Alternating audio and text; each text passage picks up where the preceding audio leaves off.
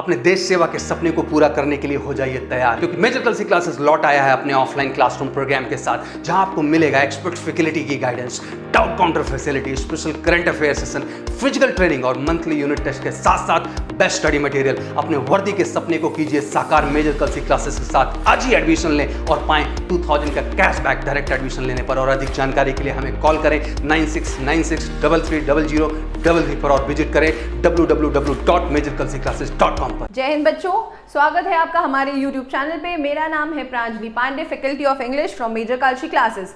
और जिन बच्चों ने हमारा मॉडल पेपर लगाया था उनको ये बात बहुत अच्छे से कंफर्म हो गई होगी कि जितने भी क्वेश्चंस इंडियन कोस्ट गार्ड के पेपर में आए हैं, जितने भी शिफ्ट में आए हैं, शिफ्ट 1 शिफ्ट 2, उनमें जितने भी इंग्लिश के क्वेश्चंस हैं, ना ही इंग्लिश बाकी भी क्वेश्चंस जो हैं हमारे मैथ्स, रीजनिंग और जीएस के, वो हमारे मॉडल पेपर से ही मिलते जुलते हैं। और इंग्लिश की बात करें तो शायद ये पेपर हमारे मॉडल पेपर से ही बना है। तो चलिए देखते हैं हमारा पहला क्वेश्चन। पहला क्वेश्चन है आपका एक्टिव क्वेश्चन दिया हुआ था और आपको उसको पैसिव में चेंज करना था। So your question was we make butter from cow's milk. Now अब बच्चों आपको क्या करना था, इस स्टेटमेंट को आपको पैसिव में चेंज करना था। So what will be the correct answer? हम यहाँ पे आपका आंसर लिख रहे हैं, यू चेक इट आउट कि आपका जो आंसर है वो सही है फिर नहीं। We make butter from cow's milk. अब यहाँ पे हमारा ऑब्जेक्ट क्या हो गया है बच्चों? काउज मिल्क हो गया है, राइट। अब यहाँ पे जो we make butter from cow's milk, तो हमारा जो स्टेटमेंट हो जाएगा वो किससे स्टार्ट होगा? Butter is made from cow's milk, right. We make butter from cow's milk, ये हमारा कौन सा स्टेटमेंट है? अगर हम एक्टिव में ये टेंस जानने की कोशिश करेंगे तो ये हमारा सिंपल प्रेजेंट टेंस है। And when you are changing it into passive voice, जब आप इसको पैसिव में चेंज करेंगे तो सिंपल प्रेजेंट में आप सिंपली क्या कर देंगे? इज, एम, आर और उसके साथ वर्ब का थर्ड फॉर्म यूज करेंगे। और मेक का थर्ड फॉर्म मेड होता है, right. We make butter from cow's milk. Now this is understood कि बाय अस की जरूरत उस ऑप्शन में नहीं थी, तो बाय अस से हमको कंफ्यूजन नहीं लेना है। Butter is made from cow's milk, this will be the appropriate answer. Next question बच्चों देखते हैं। नेक्स्ट क्वेश्चन था हमारा सिनोनिम से। सिनोनिम्स पूछा था किस वर्ड का? सिरेन वर्ड का। ये वर्ड मैंने बहुत बार अपने मॉडल पेपर में डिस्कस किया है और आपको अब इसका मतलब भी पता होना चाहिए। सिरेन का मतलब होता है निर्मल, शांत, और इसका जो ऑप्शन के अकॉर्डिंग आंसर था वो था काम, राइट। एक दूसरा क्वेश्चन था जिसमें उस वर्ड का एंटोनिम पूछा गया था, and that word is your ancestor. इस वर्ड का बच्चों एंटोनिम पूछा गया था और सिरेन का सिनोनिम पूछा गया था। That I have already told you the answer कि काम हो जाएगा। और एंसेक्टोर का हमारा एंटोनिम क्या हो जाएगा? सबसे पहले तो एंसेक्टोर का मतलब क्या होता है बच्चों? एंसेक्टोर का मतलब होता है कोई वर्ड जिसको हम रिपीटेडली यूज करते हैं। फॉर एग्जाम्पल, अगर आपको नाउन एक प्रॉपर पैराग्राफ है, अगर हम बार बार उस नाउन को इस्तेमाल करेंगे so it will be an error. तो उस नाउन के रिपीटेशन को अवॉइड करने के लिए हम लोग प्रोनाउन लगाते हैं, right. So a word which is use repeatedly that is known as एंसेक्टोर। And according to the options हमारा आंसर हो जाना था एनाफोर, राइट। तो जिन बच्चों ने ये आंसर्स लगाया है उनका आंसर बिल्कुल सही है। मूविंग फॉरवर्ड, नेक्स्ट क्वेश्चन बच्चों था हमारा फिल इन द ब्लैंक से। एक क्वेश्चन मिला है, I like the boy dash is good. So आपके ऑप्शंस जो एग्जाम में दिए गए थे that is whom, whose, that और डी था आपका which। बच्चों यहाँ पे रिलेटिव प्रोनाउन आपको फिल इन करना है, किसके लिए? बॉय के लिए। I like the boy dash is good. बच्चों यहाँ पे whom नहीं आएगा क्योंकि whom पर्सन में ऑब्जेक्टिव केस के लिए इस्तेमाल होता है, whose पोजेशन के लिए इस्तेमाल होता है, यहाँ पे किसी पोजेशन का इस्तेमाल नहीं हो रहा है। विच बच्चों किसके लिए इस्तेमाल होता है? एनिमल्स या फिर थिंग के लिए। विच पर्सन के लिए इस्तेमाल होता है only in case of choice, but यहाँ पे कोई चॉइस की बात नहीं हुई है, इसलिए हमारा एप्रोप्रिएट आंसर क्या हो जाएगा बच्चों? आई like the boy that is good. Fine, तो ये थे आपके कुछ क्वेश्चंस। एक हमारा वन वर्ड का क्वेश्चन भी पूछा गया था, a small group of stars. What do you call a small group of stars, right.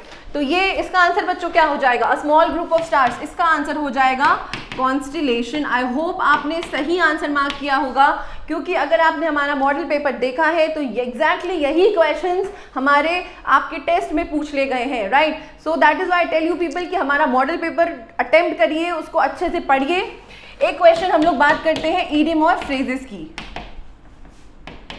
एक ईडियम फ्रेज से भी हमारा क्वेश्चन था, that is at loggerheads, at loggerheads. Now you have to tell कि इसका answer option में क्या था।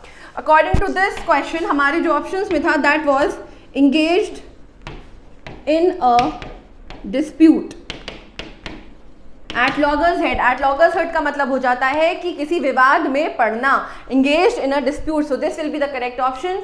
So this was the entire analysis of today's paper. Thank you everyone. जय हिंद। जय हिंद बच्चों, आपका आज एग्जाम था इंडियन कोस्ट गार्ड का, जो कि आप में फर्स्ट क्वेश्चन आया हुआ है रीजनिंग का। देखिए इसमें आपका YTOJ को कोड किया गया है XSNI और WRMH का कोड बताना था आपको।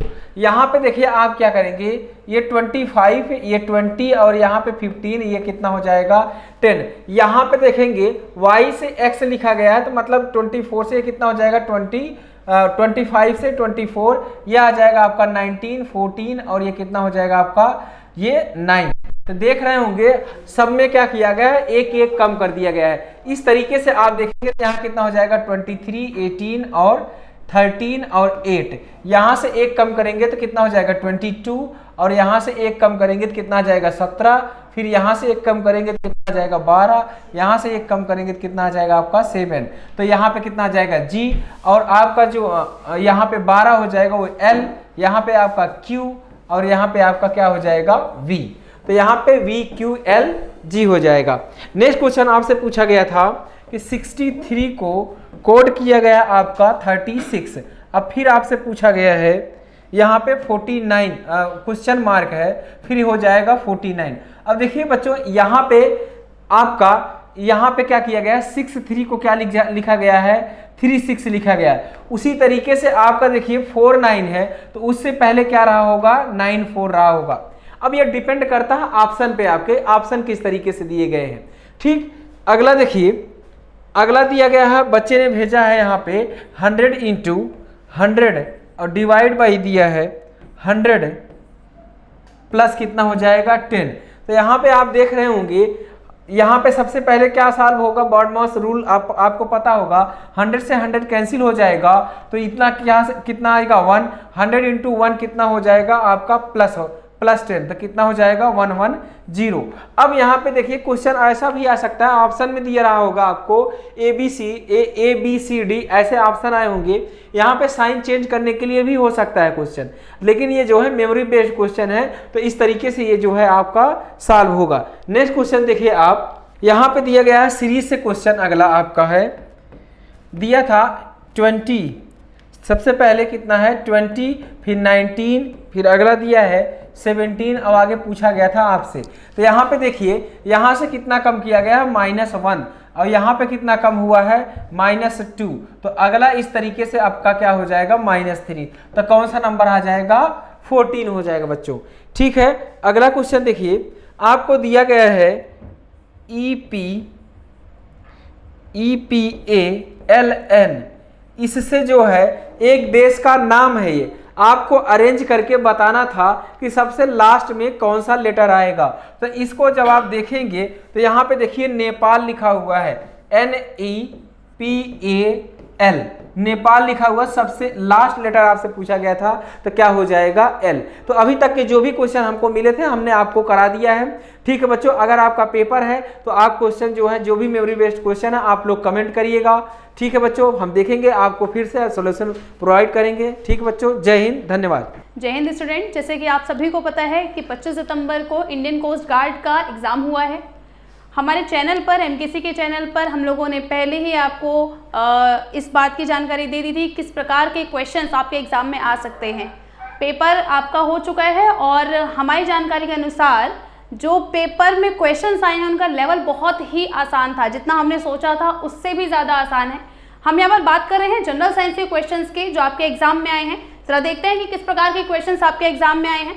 आपसे एग्जाम में पूछा गया है सवाल कि जो ग्रुप ऑफ स्टार्स हैं, यानी कि तारों का समूह, ठीक है, ग्रुप ऑफ स्टार्स का नाम क्या है। आपको ऑप्शंस दे रखे थे उसमें, we are not clear about the options, लेकिन आपसे पूछा गया कि स्टार्स के ग्रुप को क्या कहा जाता है, तो आपका करेक्ट आंसर यहाँ पर क्या होगा कि group of stars are known as constellations, यानी कि तारामंडल।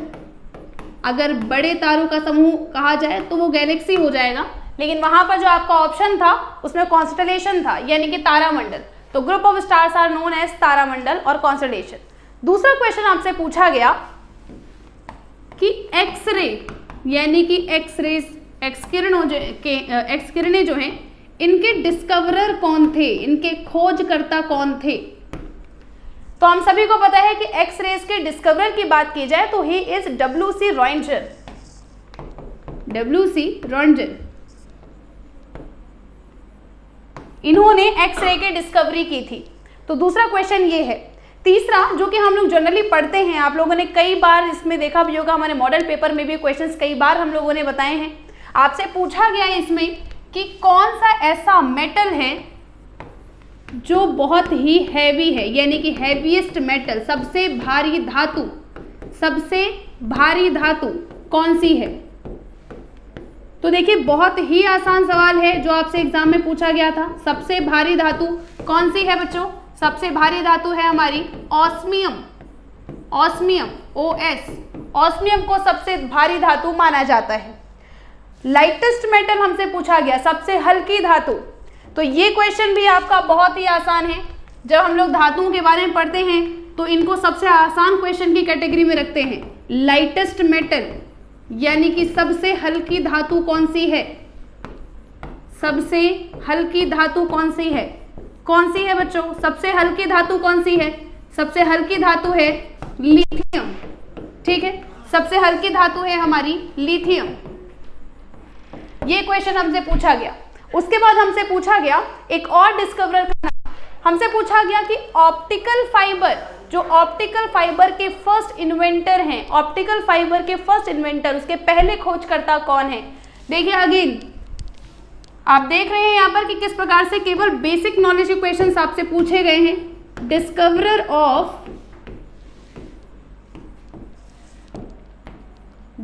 ऑफ ऑप्टिकल फाइबर, यानी कि ऑप्टिकल फाइबर के खोजकर्ता कौन है।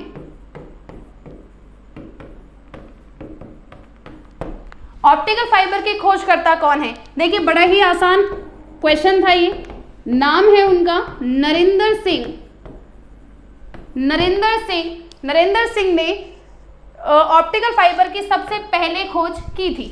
ठीक है, ये हमारे कुछ क्वेश्चन है। इसके अलावा हमारे एक और क्वेश्चन आया हुआ है। आपसे पूछा गया कि जो हवा की गति है यानी कि स्पीड ऑफ विंड, वो हम कैसे मेजर करते हैं। तो हवा की गति यानी कि स्पीड ऑफ विंड, वायु की गति को हम लोग किस प्रकार से मेजर करेंगे, किस इंस्ट्रूमेंट से मेजर करेंगे, किससे नापेंगे। तो वायु की गति नापने के लिए जिस इंस्ट्रूमेंट का हम लोग इस्तेमाल करते हैं, क्या है वो? दैट इज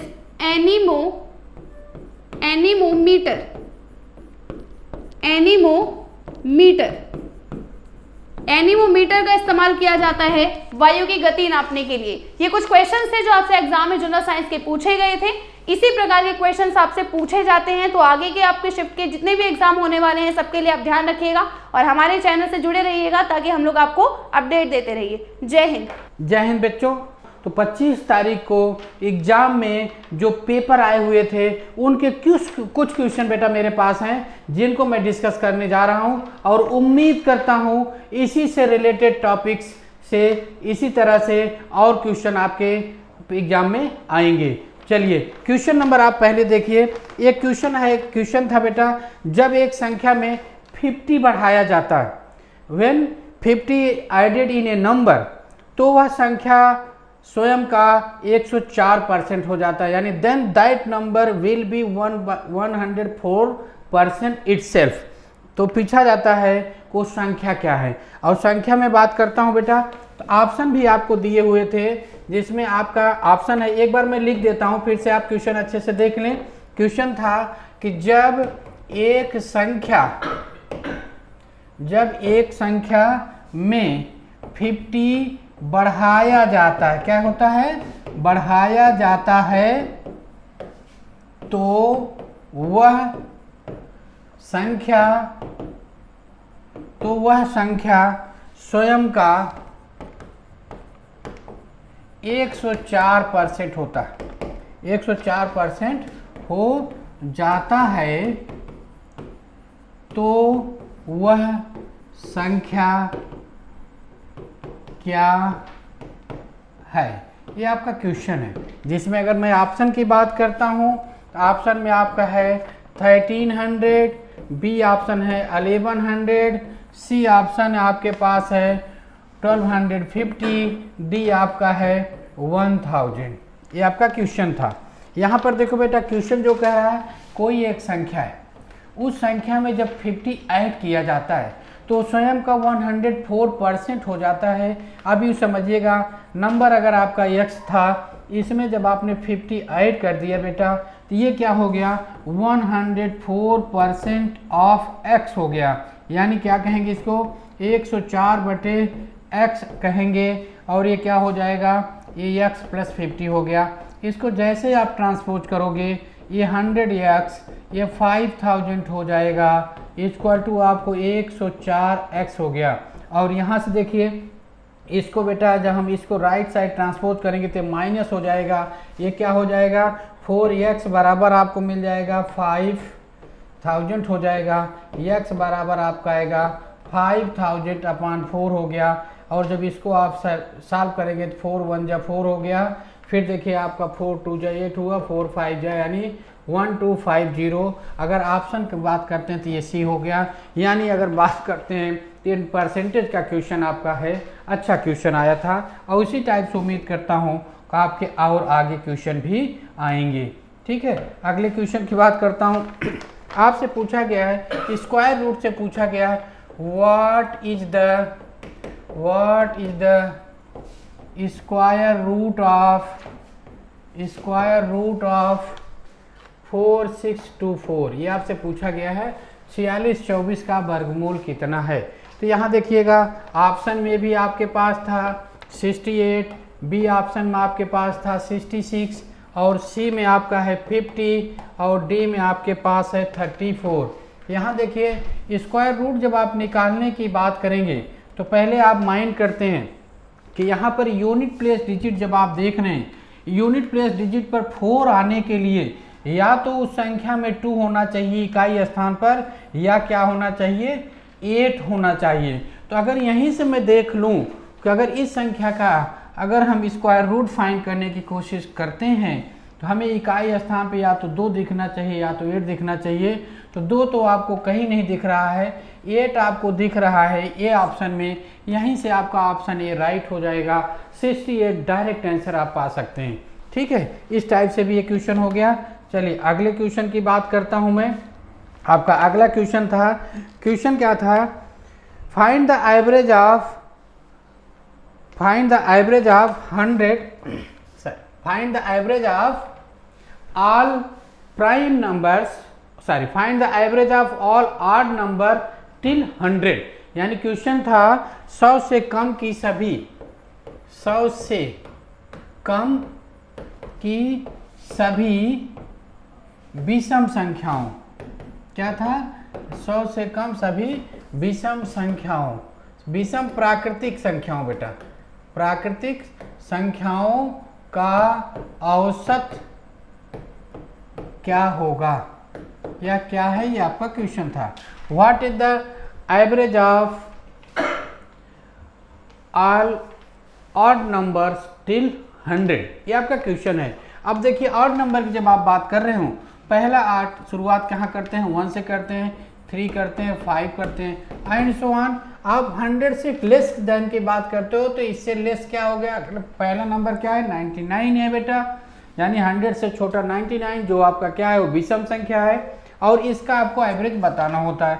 तो एवरेज के लिए आप जानते हैं कि ए प्लस एल बाई टू, ये आप क्यों ए प्लस एल बाई टू करते हैं, क्योंकि ये एपी में हो जाता है, जिसको आप समांतर क्रम में कहते हैं।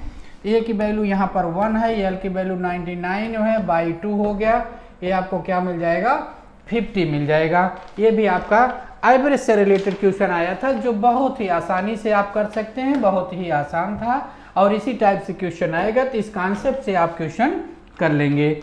अगली क्वेश्चन था जो रेशियो से रिलेटेड क्वेश्चन है। रेशियो से रिलेटेड क्वेश्चन क्या था, 3 व्यक्तियों की वर्तमान आय का अनुपात, देखिएगा 3 व्यक्तियों की वर्तमान आयु का अनुपात, ये दिया था बेटा आपका 4:7:9। क्या दिया है 4:7:9, यानी क्या दिया है 3 व्यक्तियों की वर्तमान आयु का अनुपात 4:7:9 है। और आपसे क्या पूछा गया है 8 वर्ष पहले यानी before 8 years the sum of their is 56, यानी पहले उनकी उम्र का योग 56 है, ठीक है। तो उनकी वर्तमान आयु क्या है, तो उनकी वर्तमान आयु क्या है, ये आपका क्वेश्चन। यहाँ पर देखिए उनकी एज का जो करंट एज का प्रेजेंट टाइम जो उनकी एज है, उस एज का जो रेशियो है 4:7:9 है। अगर मैं बात करता हूँ 4:7:9 है, अगर इसको आप 4x 7x और 9x कर लें, और क्या कहते हैं 8 वर्ष पहले उनकी उम्र का योग, आप यूँ बात करें तो इनमें से अगर 8 साल माइनस कर दें 8 हो जाएगा, इनको 8 कर दीजिए माइनस, इनको भी 8 साल कर दीजिए माइनस, तो क्या हो जाएगा इसकी जो एज आई वो 4x - 8, इनकी जो एज आई 7x - 8 और इनकी जो एज आई वो 9x - 8। इन सबको जब आप ऐड कर देंगे, चूँकि 8 साल पहले 8 year ago the sum of their age is 56, ये कितना था, यही 56 आपका इक्वल होना चाहिए। यहाँ पर देखिए 4 + 7 11, 11 + 9 20, यानी आपको मिल जाता है बेटा 20x प्लस, इसके बाद क्या मिलता है 8 8 8 24 हो गया, राइट साइड जाके प्लस हो जाएगा, यानी 20x = आपको मिलेगा 56 + 24, नाउ इट्स बिकम 80, और 2x 20x = 80, x = आपको 4 हो गया। आपसे उनसे एजेज पूछी गई है, करंट एज पूछी गई है, जो 4x थी बेटा वो 16 हो गई, जो 7x थी वही 28 हो गई, और जो 9x थी वही 36 हो गई।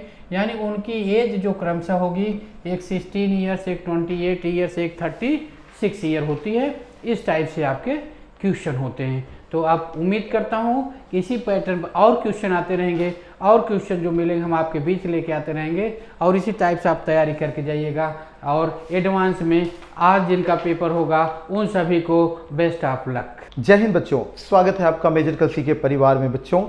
और जैसा कि मेजर कलसी परिवार अपने परिवार के हित के लिए हमेशा बिल्कुल तत्पर रहता है बच्चों, 25 सितंबर को जो इंडियन कोस्ट गार्ड का पेपर हुआ प्यारे बच्चों, उसमें आए हुए जीके के क्वेश्चन को मैं आपको जो फर्स्ट और सेकंड दोनों शिफ्ट में बच्चों क्वेश्चन आए हुए हैं, तो कुछ क्वेश्चन जो बच्चे हम लोग यहाँ पे कलेक्शन कर पाए हैं आप सबके माध्यम से, जो देखने को मिला बच्चों, जो क्वेश्चन आए थे उनको चलो हम लोग देख लेते हैं, और उनका आंसर करने की बात है तो भी हम आपको बताते हैं। देखो बच्चों, एक क्वेश्चन आया था, सारे जहां से अच्छा हिंदुस्तान हमारा। तो सारे जहां से अच्छा हिंदुस्तान ये किसने कहा है, ऐसा पूछा गया है बच्चों। तो बच्चों ये जो क्वेश्चन पूछा गया ना, तो इसका आंसर आपको ऑप्शन में मोहम्मद इकबाल ने क्या हुआ बच्चों, उन्होंने ऐसा मतलब कहा है, तो आप इस बात को ऑप्शन में दिया होगा। तो मोहम्मद इकबाल क्या है बच्चे, मोहम्मद इकबाल, इन्होंने ऐसा क्या है कि उन्होंने ये ऐसा कहा है, सारे जहां से अच्छा हिंदुस्तान हमारा।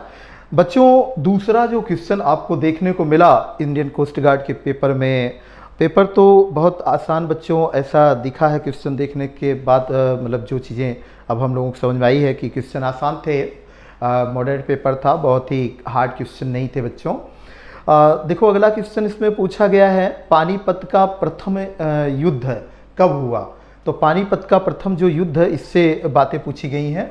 तो पानीपत का प्रथम जो युद्ध था बच्चों, वो देखो आपका 1526 को, अप्रैल 1526 में क्या हुआ, 21 अप्रैल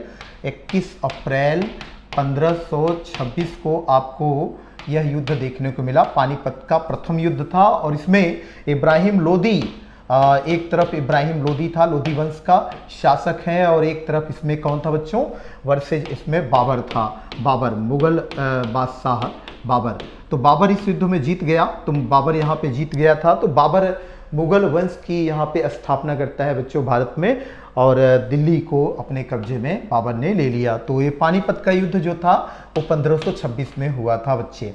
ठीक है, तो इससे रिलेटेड एक क्वेश्चन आपको यहाँ पे देखने को मिला।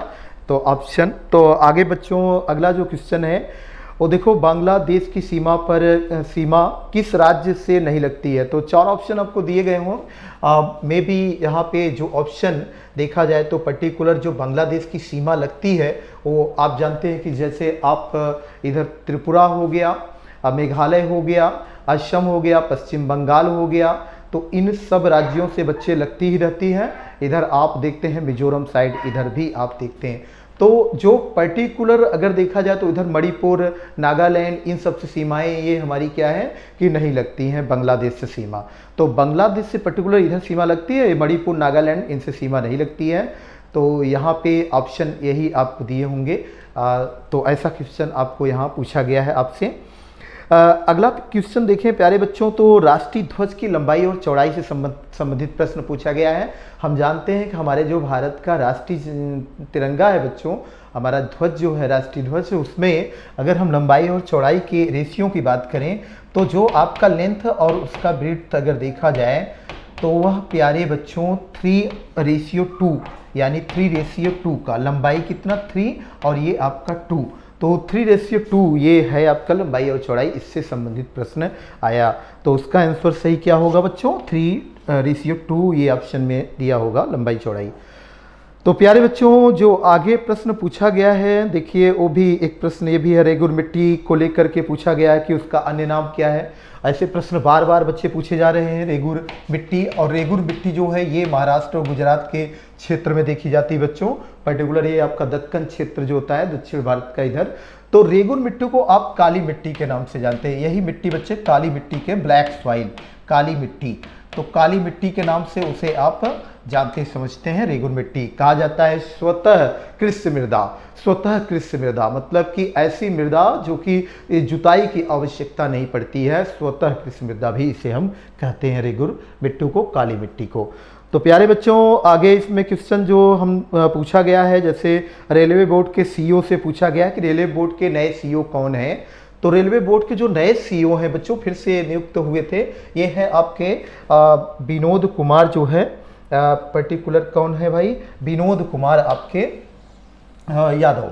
तो विनोद कुमार यादव ये आपके नए सीईओ हैं, तो इसका आंसर यही होगा विनोद कुमार यादव। तो विनोद कुमार यादव बच्चे यहाँ पे नए सीईओ नियुक्त हुए हैं। तो आपके रेलवे बोर्ड के जो इस समय नए अध्यक्ष नियुक्त हुए हैं तो विनोद कुमार यादव। आगे जो प्रश्न है आपसे पूछा गया है कि भारत और पाकिस्तान के बीच सीमा रेखा, भारत और पाकिस्तान के बीच में सीमा रेखा, आपने देखा भी अफगानिस्तान का मुद्दा भी बड़ा इस समय चर्चित में है बच्चों, और क्वेश्चन भी देखो भारत और पाकिस्तान के बीच में सीमा रेखा पूछा गया है। तो बच्चे रेड क्लिफ सीमा रेखा जो है, रेड क्लिफ, इसका आंसर क्या होना चाहिए, रेड क्लिफ होना चाहिए बच्चे, रेड क्लिफ ऑप्शन में जरूर होगा। तो ये रेड क्लिफ आपकी सीमा रेखा है, और आप जानते हैं कि जो भारत और अफगानिस्तान की वो डूरंड वाली है, तो रेड क्लिफ यहाँ पे आंसर इसका होगा जो क्वेश्चन पूछा गया है। आगे बच्चों देखिए आपसे पूछा गया है विश्व उपभोक्ता अधिकार दिवस के बारे में कि यह कब आप मनाते हैं। तो विश्व उपभोक्ता अधिकार दिवस 15 मार्च को बच्चों हम लोग मनाते हैं। कब मनाते हैं, 15 मार्च। तो इसका सही उत्तर 15 मार्च होगा, 15 मार्च। आगे क्वेश्चन है कि राष्ट्रपति भवन का डिजाइन किसने बनाया। तो ऐसा प्रश्न पूछा गया है कि राष्ट्रपति भवन का जो डिजाइन बनाने वाले थे बच्चे वो एडवर्ड देखिए लुटियंस, तो यहाँ पे लुटियंस ये आपके आंसर होना चाहिए, लुटियंस उस वह डिजाइन बनाने वाला है बच्चों। तो यह आंसर हो जाएगा लुटियंस इसका। आगे बात करें अगर हम, तो यहाँ पे जैसे देखो क्वेश्चन पूछा गया है भारत के हाँ ये वो देखिए भारत के जो राष्ट्रपति हैं श्री रामनाथ कोविंद जी के बारे में पूछा गया है कि उनका सचिव किसे नियुक्त किया गया है, मतलब उनके सचिव कौन बने, तो वही आपसे पूछा गया है। तो यहाँ जो कपिल देव त्रिपाठी हैं बच्चे, उनको बनाया गया था सचिव, कपिल देव त्रिपाठी जी को उनका सचिव। तो आंसर यही हो जाएगा कपिल देव त्रिपाठी। तो कपिल देव बच्चे त्रिपाठी को सचिव बनाया गया है। ठीक है, तो ये ऑप्शन आपका सही होगा, उसमें जो ऑप्शन दिए होंगे आपके, तो सही उत्तर यही होगा कपिल देव त्रिपाठी। प्यारे बच्चों आगे क्वेश्चन देखिए पूछा गया है कि भारत कौन सा राज्य भूटान के बॉर्डर से नहीं लगता, मतलब कौन सा राज्य जो है भूटान के बॉर्डर से नहीं लगता है, ऐसा पूछा गया है। तो भूटान से हमारे जो बॉर्डर शेयर करने वाले हैं, जैसे आप देखिए सिक्किम इधर करता है, इधर आप देखिए पर्टिकुलर आपका ये असम इधर करते हैं, तो ये सब बॉर्डर आपके शेयर करते हैं भूटान से। और भूटान आप देखते हैं कि ये आपका असम वाला जो सेक्टर, पूरा इधर अरुणाचल प्रदेश वाला सेक्टर, ये सब पर्टिकुलर चले जाते हैं, ये आपके बांग्लादेश वगैरह, पश्चिम बंगाल वगैरह, ये सब सेक्टर आप इधर देखिए छोटा सा भूटान घिरा होता है। तो बच्चों भूटान का बॉर्डर से संबंधित पूछा है, तो इससे लगते हैं तो जरूर यहाँ पे आपको जैसे मेघालय हो गया, मणिपुर हो गया, नागालैंड हो गया, मिजोरम हो गया, त्रिपुरा हो गया, इन सब से इसका बॉर्डर नहीं लग रहा होता है, ये आप देखते हैं इसका। तो आगे प्रश्न जो पूछा गया है, टाइटन उपग्रह किसका है। टाइटन उपग्रह की जब बात आती है तो बच्चों ये टाइटन उपग्रह शनि का है। किसका है? शनि का। तो इसका आंसर शनि ग्रह होगा। तो शनि ग्रह का यह उपग्रह है टाइटन। तो ये प्रश्न आपसे पूछा गया है। आगे एक प्रश्न देखिए आपसे पूछा गया है, मंगल और बृहस्पति के बीच में मतलब कौन है। तो मंगल और बृहस्पति के बीच में ही बच्चों क्षुद्र ग्रह के बारे में पूछा गया है ना। तो क्षुद्र ग्रह जो है वह आपका इन्हीं के बीच में है, एस्टेरॉइड। इसी को बच्चों हम लोग एस्टेरॉइड कहते हैं ना, क्षुद्र ग्रह को। तो एस्टेरॉइड जो है आपका, एस्टेरॉइड वो पर्टिकुलर आपका देखा जाए तो इसी मतलब मंगल और बृहस्पति के बीच में ही आपका ये क्षुद्र ग्रह एस्टेरॉइड आपका है। तो प्यारे बच्चों यहाँ पे आगे जो प्रश्न है, राष्ट्रपति त्याग पत्र किसे देता है। तो राष्ट्रपति अपना त्याग पत्र जो है वो उपराष्ट्रपति को देता है। किसे देता है? उपराष्ट्रपति को। तो आगे अगर इसका प्रश्न हम देखें, मतलब ये इसका उत्तर, ये राष्ट्रपति किसको अपना त्याग पत्र देता है, तो राष्ट्रपति अपना त्याग पत्र किसे देगा? वाइस प्रेसिडेंट को देगा, यानी उपराष्ट्रपति को। तो वाइस प्रेसिडेंट, ये इसका आंसर हो जाएगा बच्चे। नेक्स्ट क्वेश्चन इसमें जो हम लोगों के जो आज एग्जाम हुआ है बच्चों इंडियन कोस्ट गार्ड का, जो उसमें फर्स्ट और सेकंड शिफ्ट में जो क्वेश्चन पूछे गए हैं उन्हीं की बच्चों हम लोग ये एनालिसिस कर रहे हैं। जो क्वेश्चन हम लोगों को पता चला है कि ये क्वेश्चन पूछे गए हैं। तो प्यारे बच्चों बहुत तो कठिन क्वेश्चन पूछा नहीं गया है, आसान क्वेश्चन पूछे गए हैं। और ये आसान क्वेश्चनों की कड़ी में ये लगभग सभी देखा जाए तो बहुत हार्ड क्वेश्चन की श्रेणी में नहीं आते बच्चों, बिल्कुल इजी क्वेश्चन में आते हैं। कुछ क्वेश्चन जरूर हार्ड आपके हो सकते हैं, लेकिन ये सब क्वेश्चन तो अभी बिल्कुल आसान है। हाँ, यहाँ पे ये देखिए जो आपका वाइस प्रेसिडेंट इसका आंसर हो जाएगा। आगे बच्चों बृहस्पति उपग्रह के ऊपर कौन सा रिंग, ऐसा करके एक यहाँ पे क्वेश्चन पूछा गया कि बृहस्पति ग्रह के ऊपर ऐसा रिलेटेड एक क्वेश्चन यहाँ पे पूछा गया है, ठीक से क्लियर नहीं है बच्चों। तो वो क्या पूछा गया है कि रिंग वगैरह ऐसा कुछ पूछा गया है। तो लालटेन से मिट्टी का जो तेल जो ऊपर चढ़ता है, साइंस का क्वेश्चन है, लालटेन से जो मिट्टी का तेल ऊपर चढ़ता है तो किसके कारण से चढ़ता है, केशिकत्व के कारण चढ़ता है, ऐसा भी प्रश्न पूछा गया है। तो उसका आपका केशिकत्व के कारण ऐसा होता है बच्चों, केशिकत्व। तो पर्टिकुलर आपका केशिकत्व जो है उसके कारण ये क्या करता है, ये आपका चढ़ता है। तो आगे इसके बाद जो बच्चे हो जाएगा आपका आगे जो क्वेश्चन है, देखो अभय घाट पूछा गया है, अभय घाट से, और ये समाधि स्थल पूछा गया है। प्यारे बच्चों ये अहमदाबाद में जो आप देखते हैं ना, ये अभय घाट जो है ना, ये मुरारजी देसाई से संबंधित है। मुरारजी देसाई के समाधि स्थल है बच्चे। हमारे ये प्रधानमंत्री थे ना मुरारजी देसाई, तो मुरारजी देसाई जो हैं उनसे संबंधित है। मुरारजी देसाई। तो बच्चे इसका सही उत्तर मुरारजी देसाई, ये आपका ये हो जाएगा। आगे जो क्वेश्चन पूछा गया है प्यारे बच्चों, वह देखिए पूछा गया है, और क्वेश्चन इसमें देखिए हम लोग, तो पृथ्वी के आयु का पता निम्नलिखित में से किससे लगाया जाता है, ऐसा पूछा गया है। तो आप पृथ्वी की आयु का पता यूरेनियम डेटिंग से लगाते हैं। किससे लगाते हैं बच्चों? यूरेनियम डेटिंग से लगाते हैं। तो इसका सही उत्तर जो हो जाएगा यूरेनियम डेटिंग हो जाएगा, यूरेनियम डेटिंग। तो यह इसका सही उत्तर हो जाएगा, डेटिंग। तो यूरेनियम डेटिंग से आप इसका आयु का पता लगाते हैं, किसका? पृथ्वी की आयु का पता लगाते हैं प्यारे बच्चों। आगे हम लोग देखें तो देखो एक क्वेश्चन आपसे पूछा गया है, एशियन ड्रामा पुस्तक, एशियन ड्रामा पुस्तक पूछा गया है। एशियन ड्रामा जो पुस्तक है ना, ये गुन्नार मेडाल की पुस्तक है बच्चे, गुन्नार मेडाल की। तो इसका जो आंसर होगा ना वो आपका गुन्नार मेडाल हो जाएगा, गुन्नार मेडाल। तो बच्चे ये सही उत्तर हो जाएगा, गुन्नार मेडाल। इन्हीं की पुस्तक ये है, एशियन ड्रामा, एशियन ड्रामा पूछा गया है। देखो तेजू हवाई अड्डा पूछा गया है, तेजू हवाई अड्डा। और तेजू हवाई अड्डा में अभी देखो वहाँ पे क्या हुआ कि ये व्यावसायिक उड़ान जो उड़ाया गया है ना, तो इसी को लेकर के पूछा गया कि ये व्यावसायिक उड़ान वहाँ पे उतरा, मतलब उतरा है ये वहाँ पे सॉरी। तो ये क्या हुआ कि आपका जो उतरा है तेजू हवाई अड्डा पे, ये कहाँ पे है? तो तेजू हवाई अड्डा पर्टिकुलर बच्चों जो है आपका अरुणाचल प्रदेश, ऐसा आप यहाँ पे देखते हैं। तो अरुणाचल प्रदेश को लेकर के ये पूछा गया है प्रश्न। आगे हम लोग देख लें, जो आगे बच्चों यहाँ पे ब्रिक्स के बारे में पूछा गया है। ब्रिक्स, आप जानते हैं कि ब्रिक्स की जो 11वीं बैठक थी, ये ब्रिक्स ब्राज़ील, रूस, इंडिया, चाइना, साउथ अफ्रीका। तो ये क्या है कि ब्रिक्स की जो बैठक थी ना, 11वीं बैठक, वो बैठक आपके भारत है। तो उसकी बैठक भारत, तो ये भारत उसका सही उत्तर होगा, भारत। तो उसी 11वीं बैठक की पूछा गया, मेजबानी किसने की, ऐसा प्रश्न पूछा गया। आगे बाण भट्ट किसके दरबार में थे, यह पूछा गया है। तो बाण भट्ट जो थे बच्चों वो हर्षवर्धन के दरबार में थे। किसके? हर्षवर्धन। तो हर्षवर्धन के दरबार में बाण भट्ट थे। ये बाण भट्ट वही हैं जो हर्षचरित लिखे हुए हैं, ठीक। नेक्स्ट बच्चों हम लोग देखें तो देखो आपसे पूछा गया है कि ये ओट, मतलब नौका दौड़, ओट रेस, जो बोट रेस नहीं होता है, बोट रेस, नौका दौड़। तो नौका दौड़ जो है वो किस फेस्टिवल में मनाया जाता है, ऐसा पूछा गया। तो बच्चे ये ओणम फेस्टिवल में मनाया जाता है। किसमें बच्चे? ओणम। और ये आपका ओणम जो फेस्टिवल है यह आपका केरल में है। कहाँ है? केरल में। तो यह फेस्टिवल पर्टिकुलर केरल में दिखते हैं आप, ओणम फेस्टिवल, तो काफ़ी वहाँ प्रसिद्ध है बच्चों। तो उसी में नौका दौड़ का आयोजन ये किया जाता है। आगे देखिए आपसे पूछा गया है ये इंद्र युद्धाभ्यास, इंद्र युद्धाभ्यास। और इंद्र युद्धाभ्यास जो है ना, ये रूस के साथ आप करते हैं, भारत और रूस, भारत और ये रूस के बीच में इंद्र अभ्याभ्यास होता है, मतलब इंद्र जो पूछा गया है, इंद्र युद्धाभ्यास। तो यह जो इंद्र नाम का युद्धाभ्यास होता है, तो यह भारत हो गया बच्चों, मतलब इंडिया।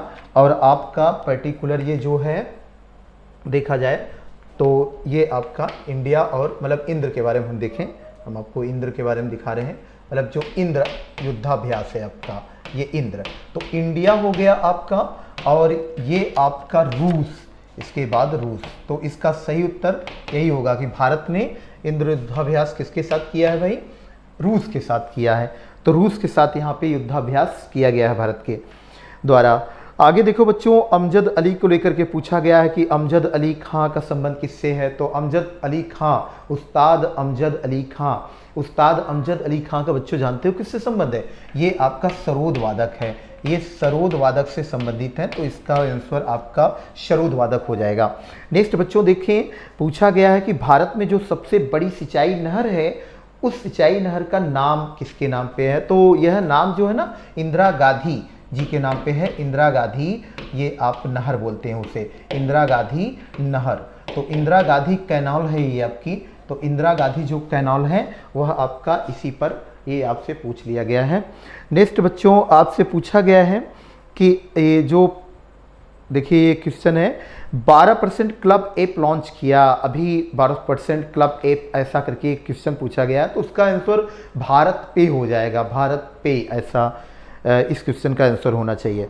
आगे बच्चों जो हमारे वित्त मंत्री सीतारमन हैं, उन्होंने क्या किया कि अभी 15 सितंबर के पहले नए आयकर फाइलिंग पोर्टल पर सभी गड़बड़ियों को ठीक करने का निर्देश दिया गया है। मतलब 15 सितंबर के पहले वो सभी आयकर जो फाइलिंग है ना पोर्टल, उस पर मतलब एक गड़बड़ी जितनी है उसको ठीक करने का निर्देश दिया गया है। ये निर्देश इन्फोसिस कंपनी को, किसको दिया गया बच्चों? इन्फोसिस को दिया गया है। तो इन्फोसिस यहाँ पे उसका सही उत्तर हो जाएगा, इन्फोसिस। आगे बात करें बच्चों तो एक क्वेश्चन देखिए, ये भी है आपका कि शायद ऐसा क्वेश्चन देखने को मिला है कि चरमपंथी आंदोलन पर्टिकुलर ऐसा करके एक क्वेश्चन कुछ पूछा गया है, ठीक से बच्चों क्लियर नहीं है तो, बट ये है कि ऐसा भी एक क्वेश्चन रहा आपका। एक्सरे के खोजकर्ता भी पूछा गया है कि एक्सरे के खोजकर्ता कौन थे? तो रोंटगन, इसके खोजकर्ता कौन है? रोंटगन है। तो रोंटगन इसके आपके एक्सरे के खोजकर्ता हैं, तो रोंटगन। तो बच्चे ये रोंटगन जो है आपके एक्सरे के खोजकर्ता हैं। तो प्यारे बच्चों ये क्वेश्चन आपके रहे। तो मतलब ये फर्स्ट और सेकंड शिफ्ट में बच्चों ये क्वेश्चन पूछे गए हैं। तो आपने देखा कि बहुत ही हार्ड क्वेश्चन तो है नहीं बच्चों प्यारे, और ये इजी ही क्वेश्चन का लेवल है। 2-4 क्वेश्चनों को अगर देखा जाए तो जो दिख रहे हैं वो थोड़े कठिन हो सकते हैं, बट क्वेश्चन आसान है, इसका लेवल बहुत ही आसान रहा। तो थैंक यू